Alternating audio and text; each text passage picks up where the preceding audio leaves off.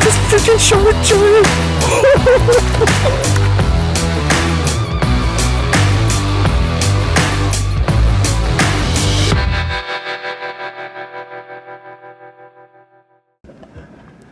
Whoa. Super zoom, haven't used this camera. Whoa. What's up, guys? It is September 26th. Welcome to opening day of Walker's muzzleloader hunt here in Utah. Getting a little bit later start than I wanted to, but that's okay because part of the problem going where we go is that there's a lot of deer down low where we start. We don't want to push them out of there. So we're gonna sneak up in there, try to be at like the first little ridge at first light. So I did some scouting yesterday. Me and Walker also went up and did some scouting. Between the morning and the evening, probably 6 or 7 different deer, different bucks, and 2 that were, we couldn't really tell last light, but I don't think they were, my gut instinct isn't like, wow, that's the big one. But they were, you know, bigger than like the average 2 or 3. They had bigger bodies on them. You just couldn't really make out the horns because it was a little dark. We had to get game bags. I burned all my game bags on my elk, so we got restocked on game bags. I really need to go get myself like a really solid game bag kit. There is one particular big one we want to turn up, and I can't say 100% that he's in there this year, but the last 2 years, this really nice 4-point was living in there. 2 years ago when Walker shot his stud 4-point, this 4-point we're looking for, they were buddies. They were summering together. And then last year he did return. He had a cheater at eye guard. He's a really cool buck with big fronts. So if we can locate that buck, that's the ultimate goal. But if not, we'll just sit and pound it until we find the most mature, oldest buck. That's kind of what our goal is. If we can't find him in this spot, then we'll have to move on. But here we go. Yeah. Head to the hills, guys. Wish us luck.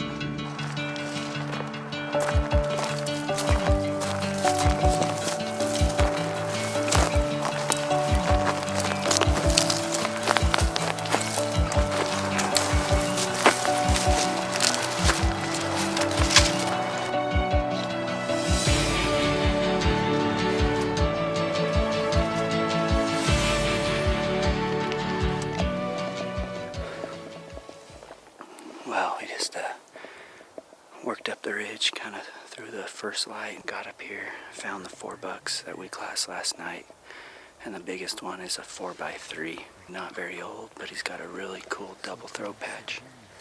I'm getting some phone scope footage of him right now. So far, we haven't seen the big buck, but we're seeing deer. Yeah, always fun to see deer. We're just gonna sit and pick this place apart. These deer don't stay out long. We got pretty much a full moon. We have clear skies, so as soon as that sun hits these ridges, these deer will be gone. So we're gonna get some video of them right now on glass. Walker, spot them up, man. Let's go. Gotta find them, dude. And we got limited time. Oh yeah, we got limited time for sure. But anyways, guys, welcome to opening day. Let me get some phone scope footage for you and show you some of these little bucks we're seeing.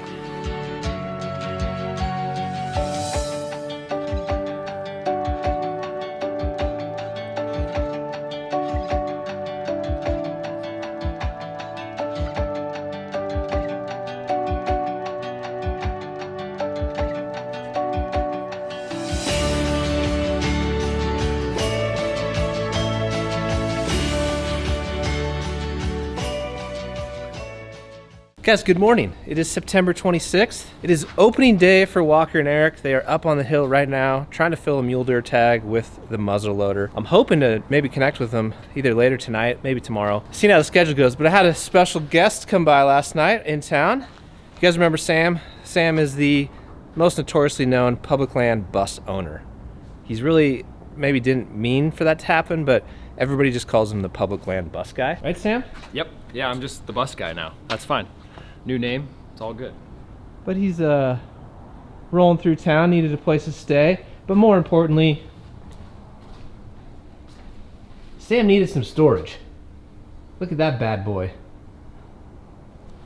Sam, talk to us about this beautiful beast. Honestly, I still can't believe it happened. So, I haven't killed a bull since 2014, and gave myself 9 days to go hunt Montana, and I shot this on the very first morning. So, How far away was he? 18 yards. Wow. Yep. Yep. This bull is just really cool, man. Look at the character here. Yeah, super cool. Front's heavy, and then just this real stubby G2 on the right side. Just really cool. Really unique. Got some like cool palmation almost right there in the split. Yeah, he carries his mass really well all the way to the tips. He's got some really interesting like characteristics too right there. Now on this side, let's see here. See if I can see this on the camera. This little gouge right here, Yep. out of the antler, is after I shot him, he ran up and went between two trees that were actually not wide enough for his antlers. And so he ripped off bark on both sides and put a big gouge in his antler. That is so cool. So Sam is making the way to Colorado, and then from Colorado, I believe he's heading to South Dakota to grab the bus, back to Nebraska, chasing whitetails, and then back to the Dakotas, chase more whitetails. Got a lot of whitetail tags. I've got a lot of deer tags. I've got 6 deer tags. If I fill half of them, it's gonna be a crazy fall. So we are transitioning out of elk season and really getting into full-on deer season. For me, I'm kind of running around trying to do a few things, preparing for Black Friday, Cyber Monday, Christmas, and the expo season. Those are big items that seem easy when you get to the expo and you see the booth set up, but there's a lot of preparation and planning. So Sam and I are gonna run over to Eagle Eye today, go see how the guys are doing. You may or may not notice what I'm wearing. This is our first prototype of a new product coming out. By the time you see this video, there's a good chance it will already be on our website. But this is our new windbreaker. We partnered up with a pretty amazing designer, and she created these custom windbreakers for us. There's gonna be 2 different colors. This is the black and camo style. These are more of an athletic fit. They've got some incredible detail. It says Hush on the band there. They just fit better, they're made better, and overall just a more unique product. So this is just a sample. We'll have the live ones hopefully dropping by the end of November, just in time for Black Friday. And then with any luck, still be some kicking around at the expo. So I know a lot of you guys have been asking about where are the windbreakers, when are they gonna come back in stock? Here's the answer. We switched things up. So a little bit of a different version than what you've seen in the past, but we really feel like you're gonna love them. Go give Sam a follow.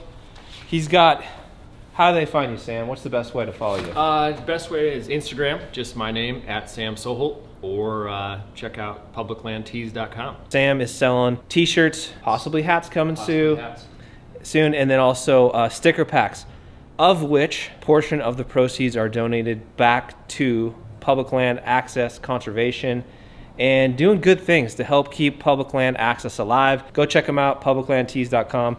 Buy yourself some tees, buy some stickers, support a good cause. We have the meats. It's not Arby's, but we have the meats, guys. Today is a glorious day in a young man's life. Just got the call that my Roosevelt elk from 2018 is done getting packaged, cut and packaged, and so we're gonna go pick him up. It's gonna look so wonderful in my freezer. We eat a lot of game, if you guys didn't know that. I think I tell you that a lot. My family absolutely loves me. And it's funny because when I married my wife, she was not 100% into wild game. She was a little iffy, and that's just because her dad was a big hunter, and her mom's family's big sheep herders, but her mom didn't really enjoy eating like elk burger or deer burger. They'd always just make everything into jerky.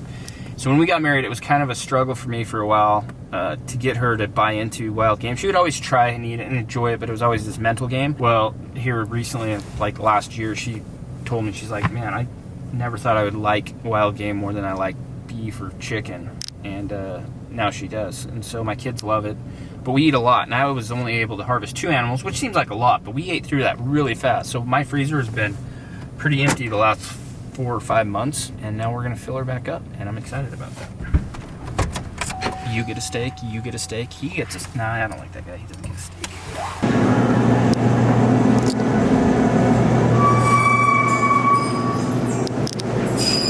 Wet meat, so with no bone in anything, I had 280 pounds of solid muscle I brought in. Wow.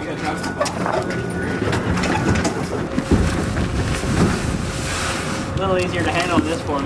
Oh yeah, I like it.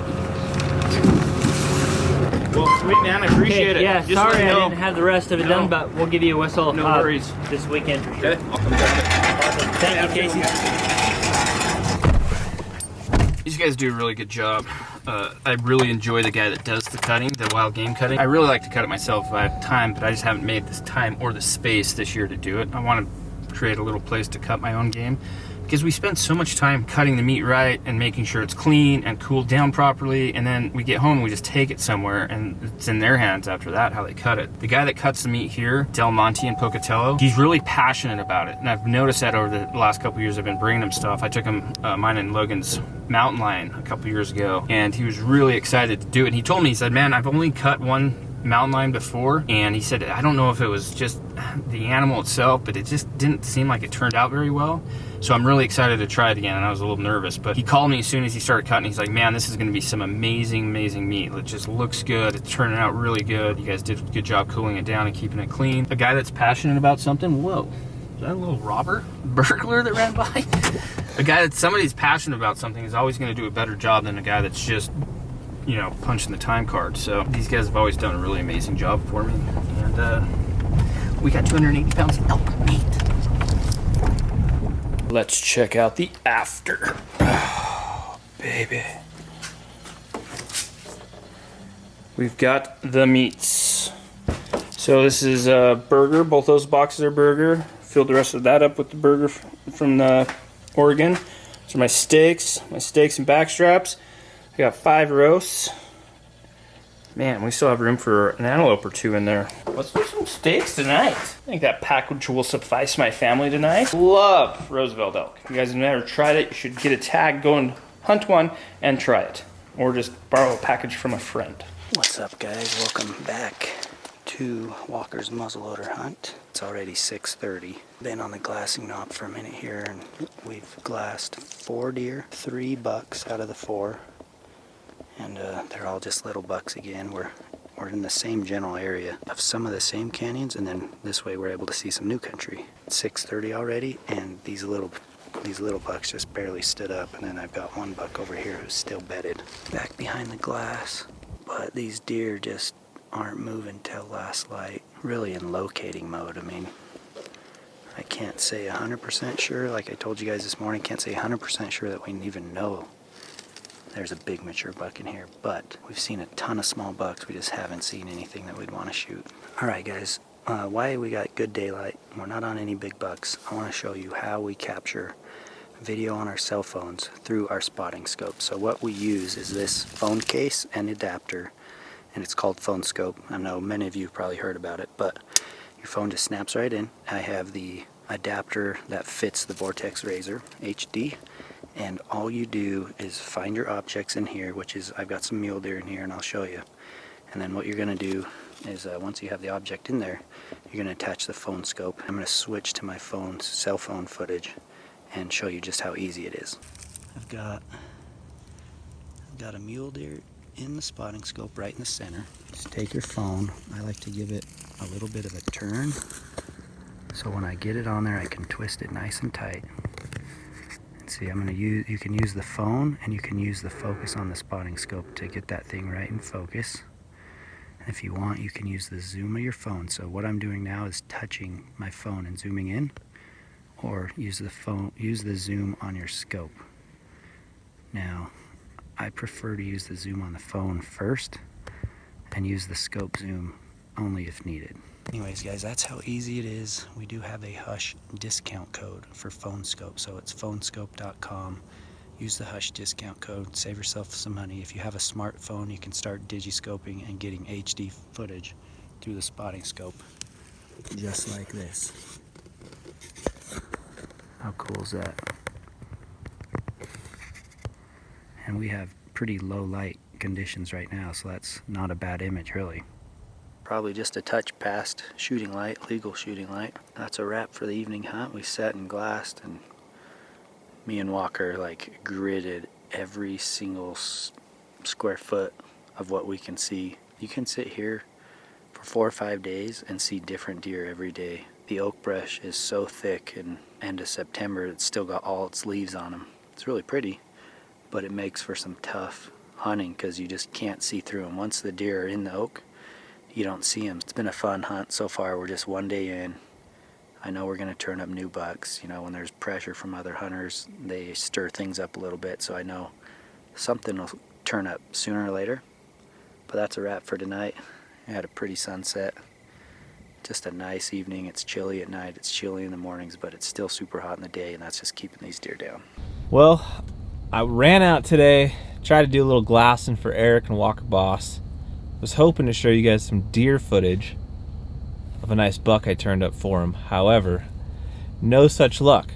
I did, however, find quite a few hunters heard 6 different shots. So the muzzleloader guys are really getting after it today. I hope some people filled some tags, but definitely a lot of shooting going on. It appears that Eric and Walker are hunting. Doesn't have any mature bucks in it as of yet, at least not from this morning and this evening's hunt. I only saw does. I think I saw 11 does, but I know Eric's been super busy. He's been trying to get his girlfriend Bridget an elk, so he didn't quite do the scouting that he normally does, which generally he's got trail cameras up. He kind of already knows the buck that they want to target, and Walker's had really good luck the last probably 3 or 4 years taking nice deer with either the muzzleloader or the rifle on some of these Utah general hunts. So the search continues. With any luck, we'll turn up a nice buck for Walker Boss and get on the board. Thanks again for sticking with us on this daily journey, this daily video, this daily vlog series. We truly appreciate your support. We are looking forward to seeing you tomorrow and continuing to share all the footage